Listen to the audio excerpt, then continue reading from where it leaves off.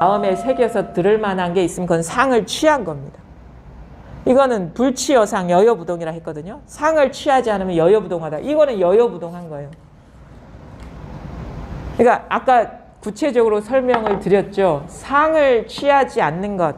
상을 취한다는 게 바로 그 모습에 빠지는 거거든요. 모습에 빠지는 게 상을 취하는 거예요. 그러니까 여러분이 지금 제 얘기를 들어도 이렇게 말해지는 내용을 취해버리면 그게 대상에 빠져드는 거예요. 그래서 요 하나를 가리키는 어떤 손가락으로 여러분은 보셔야 돼요. 여러분 자신의 마음을 돌이켜보게 하고 깨닫게 하는 어떤 자극, 그거를 이제 달을 가리키는 손가락이라고 하는데 이 달과 손가락이 분리가 없어요. 말은 모습이지만 요거는 그 말과 떨어져 있지 않아요. 근데 이 떨어져 있지 않은 거를 우리가 체험한다는 것은, 실감한다는 것은 이 상이 드러날 때 상에 빠지지 않으면 요거밖에 없습니다.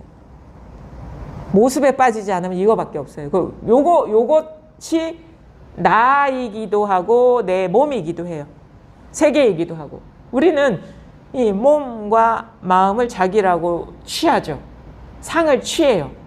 근데 진짜 나는 이 몸도 나야 라는 이런 생각이 일어나는 바탕이고, 나는 누구누구야 라는 자기 규정도 여기서 일어나요. 실감이 안 나실 테지만 잘 보십시오. 우리가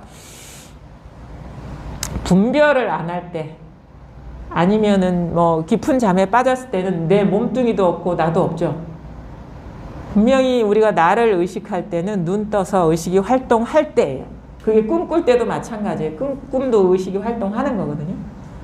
근데 그때만 내가 있어요. 그다음에 내가 이렇게 의식이 활동하더라도 자기를 의식하지 않는 상황, 자기를 염두에 두지 않는 상황엔 내가 없어요. 그럼 뭐냐? 그럼 내가 꿈을 꾸는 거냐? 내가 잠을 자는 거냐? 아니면 이것이 나이게 하는 거냐? 우린 뒤집어져 있어요.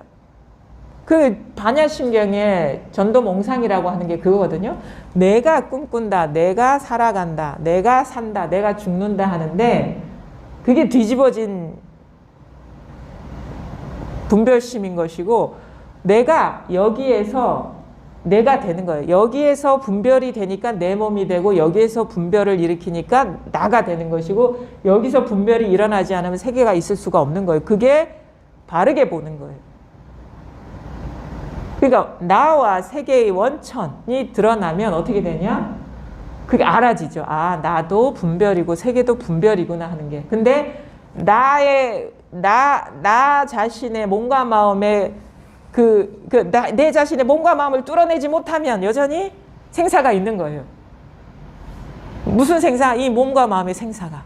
근데 나의 몸이나 나라는 어떤 의식도 이 물들지 않는 여기서 일어난 분별이구나라는 걸 알아주면은 진짜 나는 이게 되기 때문에 생사가 없는 거죠.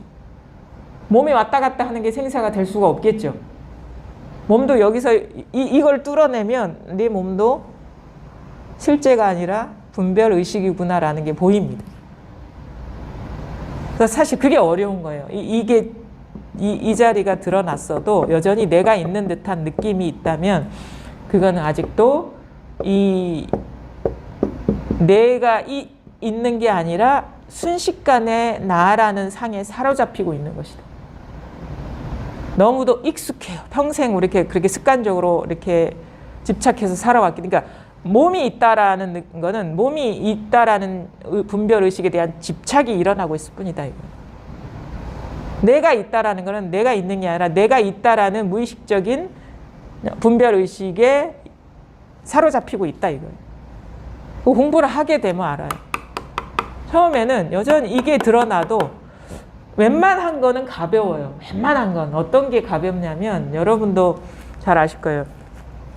크게 마음에 없는 일들, 뭐 지나가는 행인, 아니면 나와 직접적으로 관련 없는 일, 내가 크게 애착하지 않는 그거는 이상하게 진짜가 아닌 것 같아요.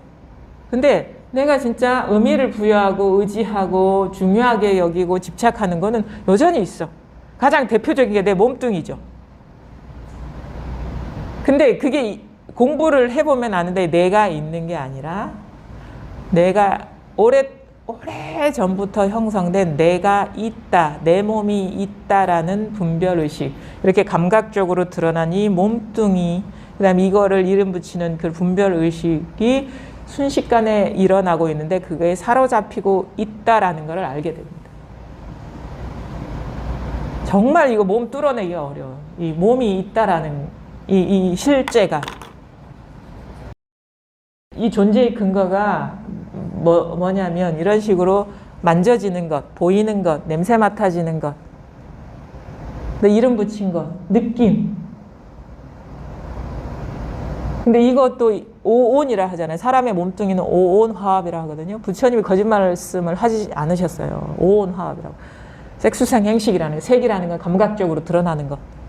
수는 어떤 느낌, 상은 어떤 이런 식의 어떤 관념들. 행, 뭐 이런 거는 어떤 의지나 욕구 같은 거, 식, 이거를 막 하나로 묶어버리는 분별의식 같은 거. 요게 우리의 몸이다. 나라는 존재다. 조건적으로 일어나는 인연을 우리는 하나로 존재화시키고 있다. 그게 부처님의 말씀이거든요. 불법의 교리, 이치가 그것인 것이고, 분명히 얘기하고 있어요. 여러분이 공부를 하시면, 이게 그렇게 설명할 수 있구나라는 거를 납득하게 되는데, 그 오온화합이라는 게 우리 나라는 존재잖아요. 오온화합, 조건적으로 만났다. 조건적으로 만났다. 조건적으로 어우러진 거를 우리는 집착해가지고 나라고 여기고 있다. 근데 그게 이해해서 되는 게 아니에요. 문득 자기가 봐야 돼요. 그래야지 벗어날 수가 있어요. 이게 분별하지 않으면 이게 있을 수가 없는 거고. 공부를 하다 보면요. 그게 발견이 됩니다. 어떻게 해서 이 몸이 실체가 아니라는 게 드러나냐면 이 몸이 나라는 느낌이 강력하게 남아있는 거는 여전히 이원성에 빠져 있을 때예요. 주객관 의식. 그러니까 내가 집착하는 어떤 게 남아있으면 여전히 강력한 존재감으로 남아있어요. 이원성이 남아있을 때. 그러니까 이겁니다 해서 이렇게 체험이 돼도 이건 당연해. 이 순간은 아무 생각이 없으니까 아무 일이 없는 것 같은데 다시 또 뭔가 깨어나지 못한 분별의식이 작동되면 여전히 뭔가에 갇힌 것 같고 불편하고 구속감을 느끼고 여전히 실감이 나고 있는 것 같거든요. 그래서 공부가 어떻게 돼요? 일이 없다가 일이 많다가, 일이 없다가 일이 많다가. 그거는 아직 이게 확실하게 깨어나지 못했기 때문에 왔다 갔다 하는 것으로 느껴지는 거예요. 그게 뭐냐면 고질적으로 사로잡히고 있는 분별의식에 지배를 받고 있다. 그게 가장 큰 게 내가 있고 내가 대상화하고 있는 뭐 법이니 진리니 깨달음이니 뭐 이런 것들이 있는 거예요. 그게 있으면 이원성인 것이고 그거를 뭔가 내가 알고 추구한다면 그건 내가 추구하는 거기 때문에 강력하게 내가 있는 거예요. 그게. 그래서 어떨 때 우리가 이 내가 실제하지 않는다라는 거를 깨닫게 되냐면 이런 거 있어요. 이 소식이 와도 어떤 느낌으로 남아있냐면 이건 이거고 이건 분명해. 근데 뭔가 따로 있는 것 같아. 그게 있어요. 그러니까 그게 따로 있는 것 같다라는 게 머리가 아니에요. 생각이 아니에요. 이런다고 이거 아무 일이 없어. 근데 따로 있는 거 없어 이렇게 한다고 자기는 다 이것도 이거야 컵도 이거야 이렇게 하는데 그런 걸 말하는 게 아니라 진짜 자기 현실에서 이건 드러났는데 근데 내 몸뚱이는 있는 것 같아. 실제 하는 것 같아요. 실제 하는 것 같다. 이건 뭘 가리키는지 알겠는데 컵이 실제 하는 것 같아. 나한테는 진짜 있는 것 같아. 이게 바로 따로 있는 거예요. 삼계가 유심이라고 해서 모든 게 다 이거 하나라는 거는 이게 다 환과 같다는 얘기거든요. 있어도 있는 게 아니에요. 통으로 있어도 있는 게 아니라는 그런 전환인데 이 자리는 뭔지 알겠는데 이 몸은 여전히 실감나 있는 것 같아. 컵은 여전히 실감나 있는 것 같아. 그건 따로 있는 거야. 아직 다 녹아내리지 않은 거야. 이 자리에 있으면 아무 일이 없고 이 자리를 놓치면 뭐가 있는 것 같아. 따로 있는 것 같아. 이거는 아직 다 깨어난 게 아닌 거예요. 이 상태에서는 컵이 있는데 왜 내 몸뚱이가 없겠어요? 가장 큰 집착인데. 따로 뭔가가 있다는 느낌이 남아있을 때는 분명히 자기 몸이 있습니다. 가장 끝에 이 실제감이 사라지는 게 컵이 아니라 자기 몸뚱이에요. 컵이 있으면 이것도 있는 겁니다. 근데 어느 순간 내가 잡고 있던 어떤 내가 뭔가를 잡고 있다는 게 둘이거든요.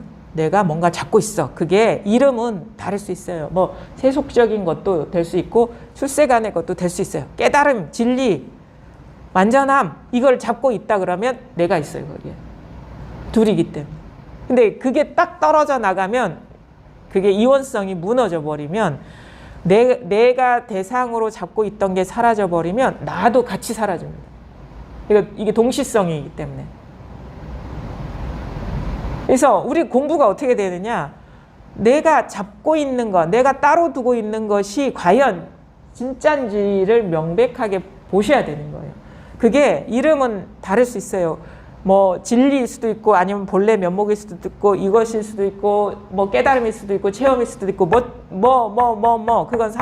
이름은 중요하지가 않아요. 근데 잡고 있는 게 있으면 이원성에서 못 벗어난 거예요. 그 대상은 중요하지가 않아요. 대상은 아주 그냥 하찮은 것일 수도 있고 아주 숭고한 것일 수도 있고 중요하지 않아. 진짜 뭐 부처님의 깨달음일 수도 있고 범부의 욕망일 수도 있어.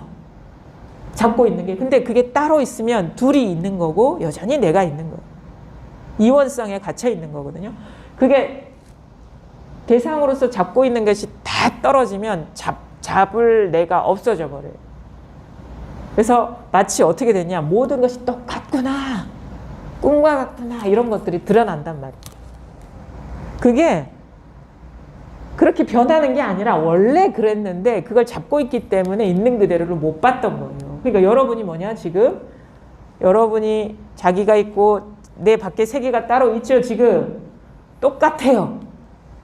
똑같아. 그냥 여기서 드러난 환상과 같은 것들이 다 다른데 다 똑같아. 이게 바로 불이법인 거예요. 지금 여러분의 현실이 불이법인 것이고 이게 불국토인 거예요.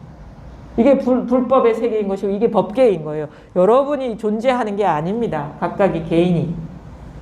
여기에서 나와 남이 다 드러나고 있는 거예요. 여기서 나와 남이 다 드러나면은 있는 게 아니죠. 그거는 진짜 체험해봐야지 아세요. 우리가 이것이 드러나는 것도 체험이라고 하지만 이런 식의 전환이 오는 것도 처음부터 끝까지 다 체험이거든요. 체험이 돼야 돼요.